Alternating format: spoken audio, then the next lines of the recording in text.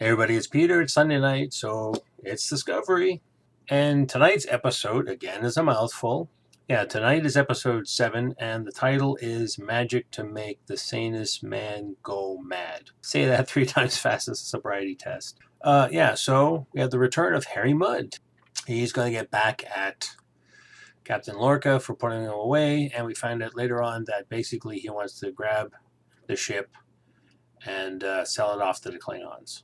And with the aid of, just saying there's going to be some spoilers, the first thing I saw when Harry had his little gizmo on his arm was basically, oh, look, it's Torchwood. It's Doctor Who. It's Captain Jack Harkness, his little time jump gizmo on his wrist. That's exactly what it looked like. Not quite, but get the idea. This is basically cause and effect.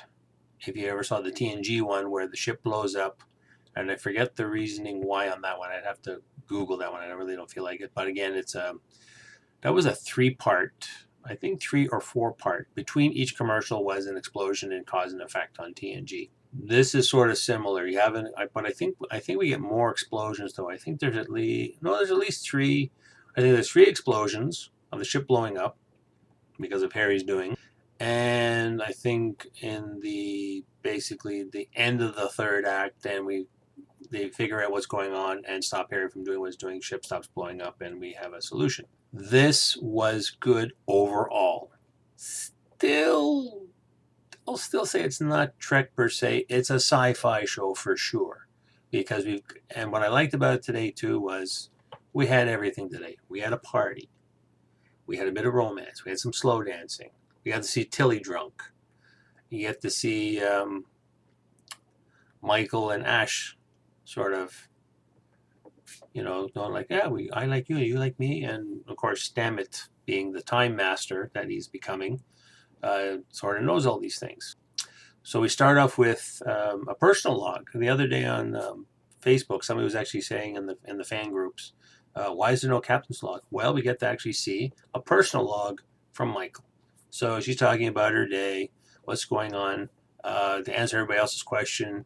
Still no rank, still no badge, but she's designated science specialist. So even when she's paged on the intercom, and they were about to go to a yellow alert because of an issue that was going on, it was announced on the intercom, will science specialist Burnham and Lieutenant Ash Tyler please report to the bridge. And during her personal log too, she was going on, I'm enjoying my day. I've got some stuff to do. I got some routines here, doing her thing, working the science station. If the captain's sitting here, she's sitting over there, and Tactical is just beside her. So now she gets to make, kissy eyes at Ash, which is kind of cool. And at the end of her personal log, in the beginning of the episode, she says, now I have to overcome my first fear, and she's not in the parties. And that's when everybody's seen the trailer, when everyone's like, this is not Star Trek. No, it's not Star Trek. It's a party. And they got some kind of funky music playing. I'm not sure which one it is. I know when one of the loops, when they're cutting to the outside of the ship and you see the flashing lights going on, it's kind of a dance remix with a bit of Bee Gees from back in the 70s for all you old farts out there. What I liked about this is it had everything. We've got all these elements, and it made for a good story. Nothing was pushed, nothing was hard. That's what she said. It didn't seem forced. Stamets is totally lightened up, but because of his, I think it's the euphoria probably from being doing the spore drive thing. They also showed too, he has a little gizmo on his left forearm that he can interconnect when they needed a spore drive. So, but we still don't know if last episode, I know there's a question for some people, if they did a spore jump or if it was a warp drive when they went to go rescue Sarek. Now with seeing this week, then probably it was a spore jump, because now we know he's got a gizmo. He can hook up to the drive safely and soundly, and of course his boyfriend, Dr. Culber, will look after him and give him hugs and kisses after a spore jump. This is nicely done. It is Groundhog Day. It's cause and effect. It's Edge of Tomorrow. It's all these really half decent movies that followed in the theme of. But when we think about it too, cause and effect came out before Groundhog Day. So Star Trek again. Beating out the other guys first. Yeah, overall coolness with everything. I can't really say anything wrong with the episode. And again, the mink canon chip is off. So I was just watching this as a show. I'm not watching it as Trek. I think that's what sort of the downfall is. If you're an Uber fan and you're going like, yeah, this is not Star Trek, because I'm doing that too. I want to see a good story. I don't care what the window dressing is. That's what a lot of shows spoiled it for me. But this was well written. It didn't feel forced. Everybody was acting normally. Stamets is a bit like, he's like, hey, I know you guys and I know you guys and give me a hug and stuff. But it's explained because he's hooked on spores. So he's going to be this happy-go-lucky person all the time, every time you see him. Michael's a little more toned down again. Again, they say she has anxiety about going to parties and hanging out. I've actually grown to that, and I get overwhelmed after a while. I totally get. I can identify with Lorca with the eyes because of my cataracts, which the one is fixed. But again, I'm photosensitive. I can identify with Michael because I'm not too big on the loud, noisy parties anymore. Tilly was wasted a little bit, but again, she wasn't the main focus of the story until we needed her later on in the story. Well, we don't see Mud first right away. The reason everybody gets called up to the bridge because they think there's a ship coming in and actually find out it's a space whale. I'll post here what the name of the ship was, like a Grimoran or something like that. I'll find the actual word for it. And it basically looks like flying manta ray, because Lorca's saying, yeah, is the fish on board? Well, actually, Captain, it's not a fish. It's like, okay, the fish is in the cargo hold, sir. So when they first bring the space whale on board, they figure that nothing's okay, and then the mouth opens up and out comes, and it looks like an Andorian armor, because somebody, I didn't catch that last time, but somebody did post a pic and say, oh, the Andorians are showing up. It looks like an Andorian armor, because it's got the little antennas on the helmet and that kind of thing. And then the guy goes shooting and shooting and shooting and shooting. And then you find out after all that, helmet comes off. Hey, it's Harry Mudd. Hi, Captain, it's me. Remember me? I'm coming after your ass. The story just progresses like that. So there's a time loop, and like in every time loops, first time, Stamets bumps into Michael and Ash, and she's like, hey, guys, oh, yeah, you guys like each other. Oh, wait a minute, there's a thing going on. And everybody's like, no. And then Dr. Hugh says, yeah, he's not feeling good. He's a little punchy from the spore drive effects. So, okay, that's cool. We figured, okay, yeah, he's just a little bit loopy. And then when you saw the one other trailer, when he's coming up to Michael, and he says, like, no, I got to talk to you. And that was a really cool scene, too, because there's a point where saying, we have to send you to the sick bay. And he's just like, yes, we have to go send you to the sick bay. And they're both talking at the exact same time. He's basically repeating what she said because he's heard this. And according to Harry, it's been about 53 to 54 jumps so far, or not jumps, but loops he's created. And that's how the story goes. And the interesting thing, though, just made me think of a slight sort of story loophole, get it? Ha!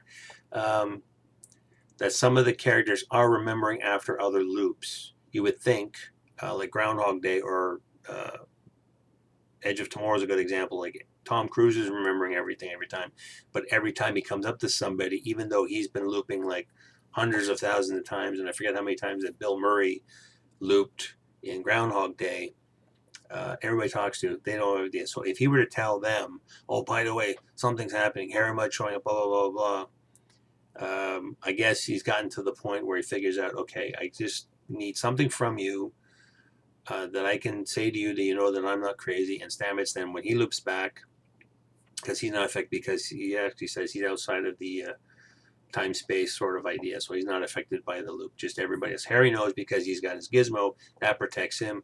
Stamets, because of the spore drive and his interconnection to the Sporeverse, he's not affected either, so he just basically loops back with Harry, but they don't explain it either, but you kind of buy into that. So, okay, I can see that.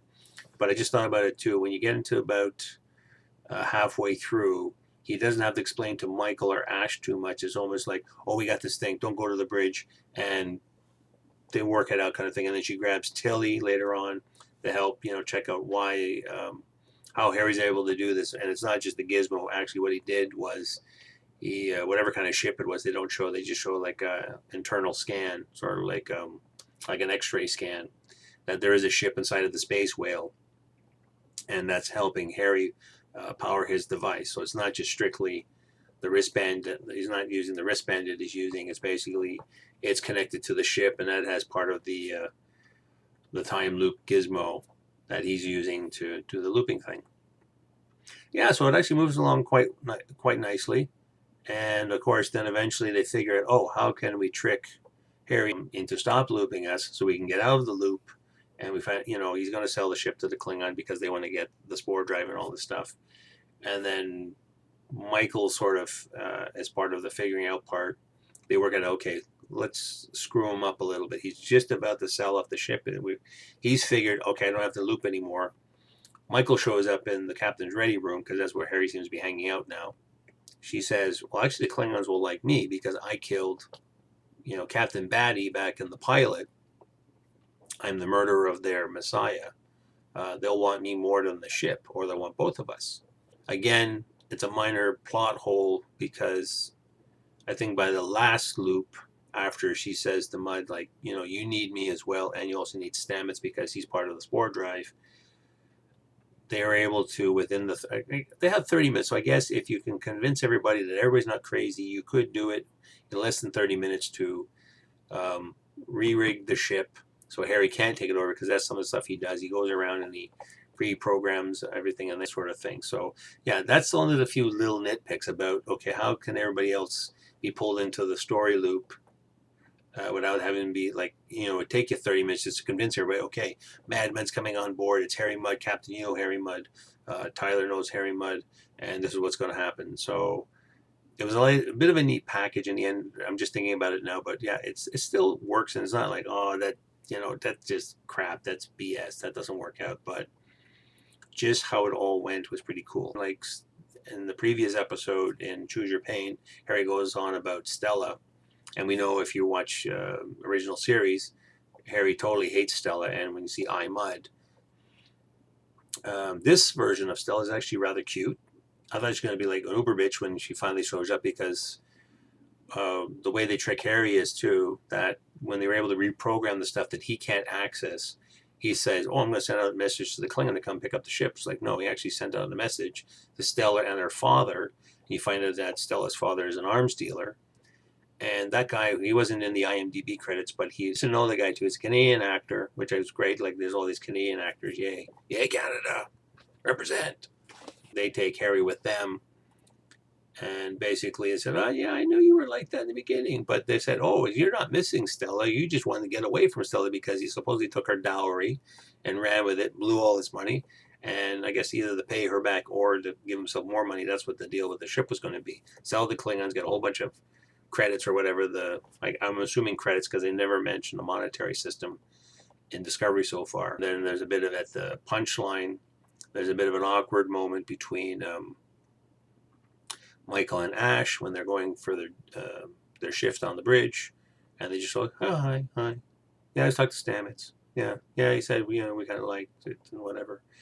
I didn't catch it what Ash said. I think he mentioned a comment because they did kiss in one of the loops, and he's sort of like, well, wish I knew what the kiss was about. And yeah, I heard you danced, and so they nicely tied it all up. But if they follow this pattern of episode 7 for the rest of the series, and they've been renewed for a second season, if it keeps going in this direction, I'm going to like this show a bit more. Many times, and I'll say it again here, if this was sold as a future show after Voyager, after Nemesis, which I probably said on one of my other ones, this would have been better. But putting that aside, since episode 4, I'm going like, okay, let's just look at it from a story point of view. Not that it's Star Trek or anything. I just want to see a good story being told. So, we'll put it out to you. What did you guys think about it? Did you like it? Did you love it? Did you hate it? I think everybody across the board, all the doubters, will probably like it more. But like I said, canon ship is off. Watch this. This was enjoyable. So again, what did you guys think? Comments down below. Like my video, dislike my video. Don't forget to subscribe, hit the bell if you want to see more of my stuff. Just a side note, I'm at 88 subs and almost at 10,000 views. And the funny thing is, not to diss this, but I actually get more hits on my Orville videos than I do on my Discovery ones. So that's kind of funny. And I'm still getting on my older stuff too, so that's good. Anyway, this is it for me, and see you in the next one.